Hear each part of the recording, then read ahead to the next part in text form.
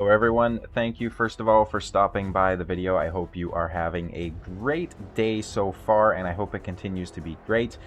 I want to call out a comment that was left on my previous video in regards to Raid Shadow Legends when I was talking about the new Sand Devils Necropolis, I think it's called. So I'll be putting that comment overlaid on the screen right now. This was a fantastic comment where the fellow took a lot of time to type out all the different champions that you could use for the different roles in that and everything like that. And I figured as a way to give back to the community, I want to start to feature comments and stuff like that I like on my videos a lot more. So feel free to leave comments on this video too, and maybe I'll feature you in the next video if I like your comment enough. We'll see. So what I'm doing today is actually a bit of a new video for me. I'm going to be covering the hard Doom Tower Frost Spider rotation. And why I'm covering this is because in Raid, I'm actually a low spending player. I barely spend on this game anymore. I would say, if I had to guess, at most it's like $25 a month, which is usually going towards the Forge Pass. I don't really buy energy gems, nothing like that anymore. I very rarely, if at all, buy shards, apart from sometimes the $1 per day pack here, like once or twice every month, which isn't bad, right? Now, obviously, I know there's a lot of free-to-play players out there and a lot of other low-spending people, so I figured that this might help some folks, and that's what I wanted to do. So what I'm going to be covering in the hard Doom Tower is the champions I used, their gearing, the teams I used for each boss, that sort of thing. All of this information, every single piece, is still going to be applicable for normal Doom Tower. It's just obviously the gear threshold is a lot less on normal, and I did actually manage to beat quite a few of the secret rooms too, all but I believe 2 of them, but I have good ideas how I'm going to approach those last 2, so I can provide that to you guys real quick, as well as kind of a broad overview. So hopefully this helps you guys out. I will say as well, with most of these champions, obviously they are friendly to low spenders or free to play. So as you can see here, I don't actually have a whole lot of legendaries maxed out, and I certainly don't have a whole lot maxed out that most people couldn't obtain. So let's go over some of the MVPs for the hard Doom Tower specifically. So the first MVP here is Drexstar. This guy is fantastic for everything, especially the Frost Spider itself, because on his passive, when he gets hit, he is going to place an HP burn debuff on the on the enemy hitting him, which for the Frost Spider, it always has to be under HP burn or it's going to revive when you try to kill it. He's also provoking and decrease attack on his A2, which means you're getting some CC out of him. This is the build for him here. So 5,200 defense and 40,000 HP. That is a bit skewed. I should drop down the defense a little bit, put more into HP, but it is what it is. 550 accuracy, which I'm quite proud of for a PvE champion. The next big call out is Mithrala Lifebane. I have her built out in Temporal Chains. These are going to be her stats. Nothing too crazy. 70k HP, 3,300 defense, 452 accuracy, as well as 157 resistance. You want to build her with a little bit more accuracy, though, than this. This is kind of just my overall build that I could get while still maintaining her survivability, which was crucial for me, especially since she's being used in Go Second Arena teams and such. Huge call out here is, of course, Lydia the Death Siren. Lydia is absolutely fantastic with her block revive here, so it's very good against those Sifi waves. It's very good against Cardinal waves, anything like that where it might be reviving. And more importantly, this actually works on the Frost Spider, so you can run Lydia and then just DPS champions the rest of the time, and that Frost Spider is not going to be able to revive itself, which is fantastic. Block debuffs. Block buffs, block active skills, decrease defense and weaken, as well as a strengthen and increase speed on your team. She's absolutely fantastic. Of course, she is built out quite well here. 248 speed, 413 accuracy, 78,000 HP, 2100 defense. Needs more defense, needs more HP if you're going to make her survivable, but it is what it is. Probably my favorite champion, along with Ash. I'm sure he'll like this pick, but this is going to be Syl of the Drakes. Syl is, of course, a daily login champion that you get at, I think, 180 days or something like that. She is fantastic. There's, like, not really many champions in the game that are better than her, fundamentally. She has a revive, as well as a ally protection on the revived ally. She heals everybody by 10% of their at the start of their turn. Or at her turn, I should say, sorry. And she places an increased speed on them. Plus, she has a 2-time attack AoE, which places a stun on a 35% chance on each hit. And she places a decreased speed on the 8-1, as well as a decreased turn meter. So she's really good even for something like Dark Fae. And you can notice so far that all these champions are very easily attainable for pretty much anyone playing the game, and that continues with Vizix the Unbowed. Vizix is crucial because of her Provoke as well as her decreased speed. Why is she useful? You run her along with any sort of other combination crowd control champion on the Mortu Macabre waves. I know that's where a lot of people struggle, myself included, but I figured out this strategy. You will have to manual it. But that's okay, considering that on the waves, you're just getting through them once or twice in a rotation, right? So what you do is you manual it, and then you constantly just cycle Vizix with her Provoke, her decreased speed, and then Ninja's Freeze, or any other CC champion, obviously, right? And obviously, if you're running a Syl, it just adds on to that. And so what happens is, even if you're hitting the Mortu Macabre, and he procs his Peril, as long as he's provoked, he can't actually use that skill. Same thing, obviously, if he's frozen. Provoke does tend to be a little bit better, though. Same with stun, just because they take more damage. Freeze actually reduces the incoming damage if you're under that debuff. So Vizix is fantastic. She's built out decently well. I want to get more HP on her, of course. She's only at 60k, 3600 defense, which is a good number to be at, 242 speed and 382 accuracy. Those are the important numbers. Another huge call out here is the new fusion, who I've actually started using in more of the Doom Tower rotation. Quite obviously, though, because I know people are going to be like, well, I wasn't able to complete the fusion. I wasn't able to hit the summon requirements. That's perfectly fine.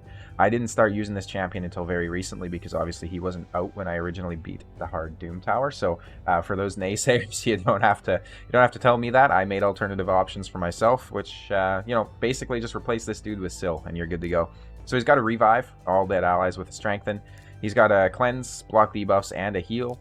And he's got a Duchess-esque passive, which makes him fantastic for most areas. This is his build: 192 speed, 359 resistance, 91k HP, and 2700 defense.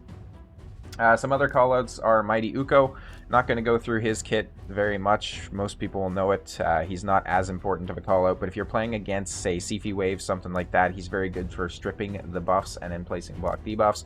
Rhonda is another fantastic callout for the Mortu Macabre waves, because she can actually place the block passive skills and the block active skills, which cannot be resisted, and then you can bring her in with somebody like a Harken Greatblade or any other debuff spreader, who is actually going to spread those debuffs, and they cannot be resisted on the spread either. Another good synergy you could use is her, Magnar, and an HP burner, so like Akoth Seared or something like that. What you'd have done is you would have Akoth go first, burn, Rhonda goes next, place the block passive and block active, and then Magnar would come in with his A3, which is the debuff spread to enemies under HP burn.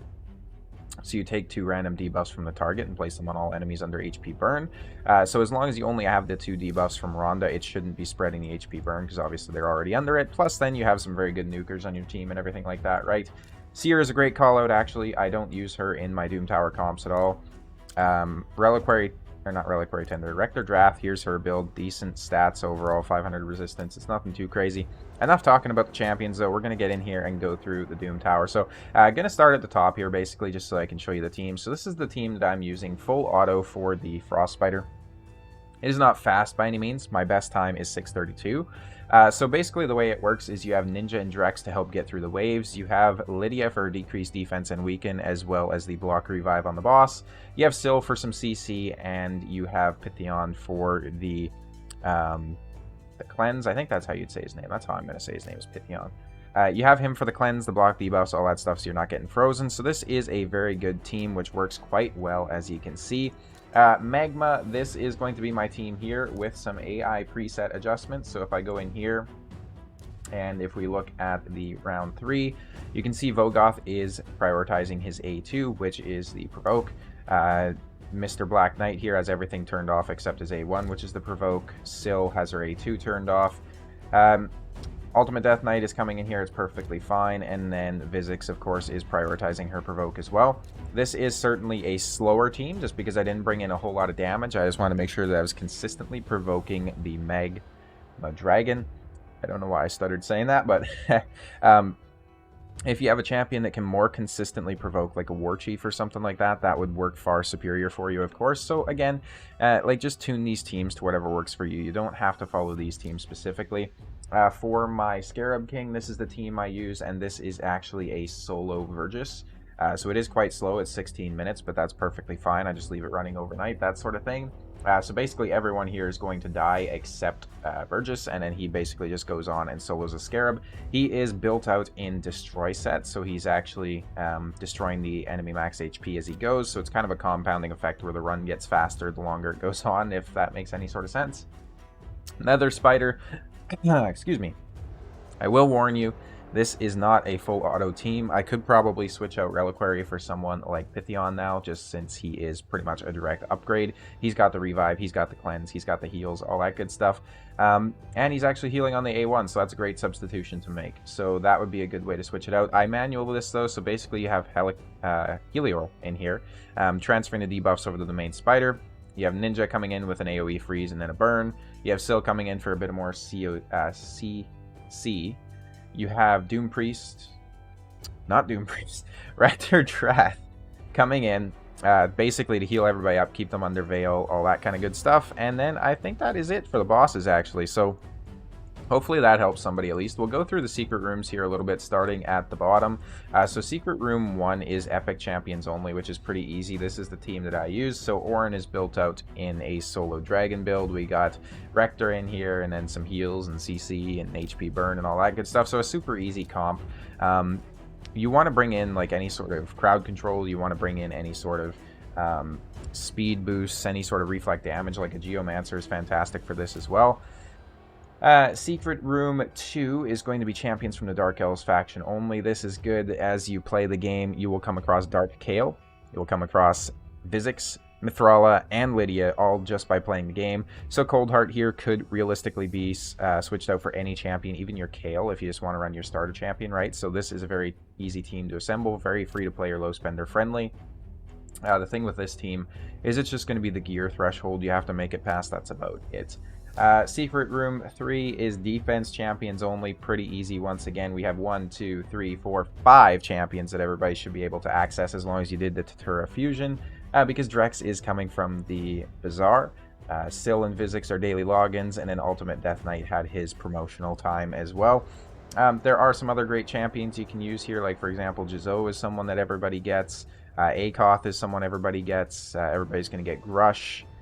Most people should be able to get a Fellhound. Like, there's so many great champions for the Secret Room. Godseeker and Yuri's an absolute beast. Rosin's good as well. You know, like defensive champions, it's an easy room to get past, right? We don't have to spend too much time on that. Epic champions from the Lizardman faction only. The absolute MVP here, and the one who hard carried this is, of course, Venomage, who I will show real quick. She's not even built out that crazy, right? Like, I have no doubt at all that a lot of people can get better stats than this. Especially when it comes to the HP and defense, you'd want a little bit more, but this is absolutely bonkers how good she is in this secret room. So if you have a Venomage, you're set. If you don't have a Venomage, I don't know what to tell you. You would need to get possibly like a Broadmaw built out very well, just so he can be reviving and stuff like that, because the rest of these epics that I have, at least, they aren't any too good in my opinion, but it is what it is. That's the team I use. Secret Room 5 is rare attack champions only, so this is going to be Eris, who's built for my clan boss team. She was really good, actually, because her A1 grants an extra turn if you kill an enemy, and she is built for damage. Plus, she counterattacks whenever somebody's attacked. Kale, obviously, he's a damage dealer coming in lifesteal gear. War Maiden, drop defense. We had Coldheart here for turn meter control, as well as AoE and A1 that hit multiple targets. And then we had Frozen Banshee here, who actually doesn't have a whole lot of gear on at the moment, so she's probably looking a little bit weak. But she's coming in basically for turn meter control, or turn meter boosting rather, on your team. She's coming in for, I just gotta pop my neck here, she's coming in for poisons, all that good stuff. If you look at the best teams here too, like, you can see how OP someone like Soulbond is, War Maiden, all those kind of champions. You can get through this with your starters, though, quite easily. It's a gear threshold you have to get past. This room is going to be support champions only. So this should be another easy room to beat. Hypothetically, my damage dealer in this situation was Tomb Lord. If you don't have Tomb Lord, you could use a Seer. You could use a Sinesha. You could use... who else would be a good damage dealer option here? You got Venomage as a beast of an option. Of course, Stag Knight isn't bad, actually. He does a lot of damage if he's built right. Archmage, same thing. He can actually be an impromptu nuker if you build him right. Lots of different champions that you can use. This is the team that I used, and again, 1, 2, 3, 4 champions that everybody can easily access. Uko and Yoshi were both fusions. Yoshi, I actually made a video on way back in the day saying how bad he was. I might have to remake that video because he's actually pretty decent in the game. I was wrong about that. This is High Elves only, and we have 1, 2, 3, 4 champions that everybody can get free easily, and then Vergis here, of course, could be switched out with basically any other champion. He's not doing a whole lot, so Reliquary Tender, Royal Guard, anyone else you might want to put in there would do the job perfectly fine. Secret Room 8, Epic Spirit champions only. Damage dealer here was Ornn, as well as a little bit of Stag Knight. Then we had these 3, essentially, to help keep everyone alive. I would say Ornn, everybody should have. Stag Knight, a lot of people will have. You could switch out those champions as well.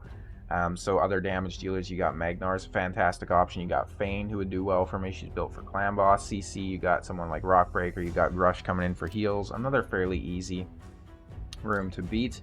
This is champions from the Demon Spawn faction only, which is a bit more of a struggle for me. So what I am going to have to do with this one is actually get my Dur the Hungerer built out, because he can revive, reflect damage, all that kind of stuff. I don't have him built yet, though, but if I were going to, I'd run a team probably something like... And I have Hefrak now, actually, who's not fully built either. He doesn't have any gear on, but you could run a team, honestly, something like this, right? Like, you're going to have Dur coming in for the revive, the heals.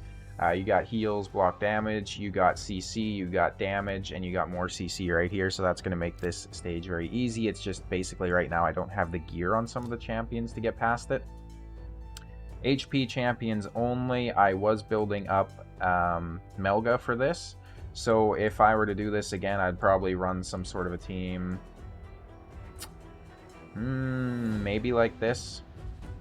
Right, you might want to bring a decreased defense if you have someone who does that based off HP.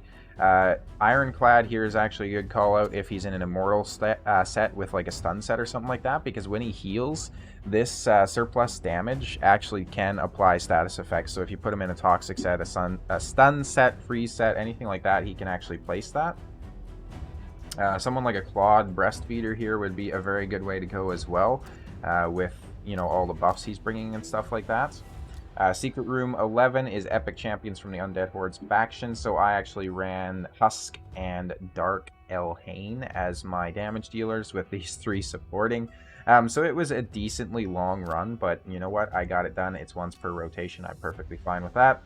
And the last one is Void Champions only, so we got at least 2 champions everybody should be able to access, and then for the rest of this you could run an Arbiter, you could run a Physics, you could run whatever you'd want. I just brought a lot more buffs as well as a Seer just to get through it a little bit quicker. So I definitely hope this helped some of you guys. If you have any questions about this team, suggestions, anything like that, or especially if you have ways to speed up the Scarab, I know building Vergis with more crit rate would be a good idea, because he's only at 29% right now, obviously. So these are his stats, by the way, for soloing all of Hard Doom Tower Scarab King. Like, it's not hard.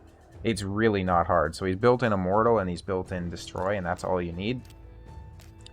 Yeah, so if you have anything like that, definitely leave it down below. I'd like to ask you guys just to like the video if you did. Feel free to subscribe just to stay up to date with the content I might be putting out in the future, and I hope to see you next time.